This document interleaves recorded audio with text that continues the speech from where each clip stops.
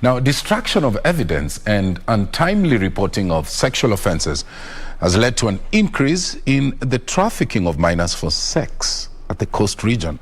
A report conducted in 2019 by the International Justice Mission indicates over 20,000 minors fell victim, with Mombasa, Kwale and Kilifi Counties recording high incidents. Our reporter Juney Karisa with more. Mombasa, Kilifi and Kwale counties have been zoned as hotspots for sex trafficking at the coast, with over 20,000 minors reported to have fallen victim to the vice. The International Justice Mission says perpetrators of this vice have made it nearly impossible for authorities to break the chain. If we only deal with the perpetrator and we forget the facilitator, then the facilitator will always organize another situation in which another child or that very same child is abused.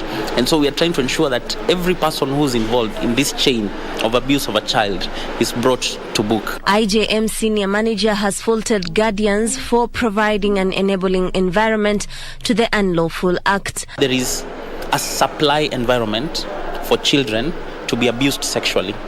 And therefore, when the tourists come, both domestic and international, they find a situation in which there's a lot of opportunity to engage in sexual activity with children, which then, compounds the problem. Untimely reporting of cases and destruction of evidence has made it difficult to prosecute sexual offences. When you look at the numbers that are being reported, or the ones that have been identified through research, they're actually lower because there are so many other cases that are taking place.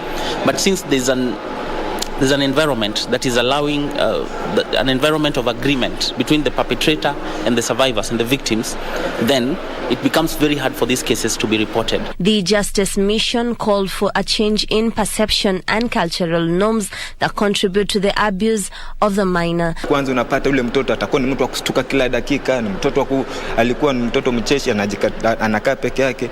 Kwa hivyo ni vizuri haya masuala yanapotokea ni lazima hata usome kuishi nayo na ujitokeze, upeleke kwa vyombo vya usalama na utafute washauri, manake ni kitu inawezaenda ikadhiri hata mtoto kiakili. Juney Karisa from Mombasa County for the Prime Edition.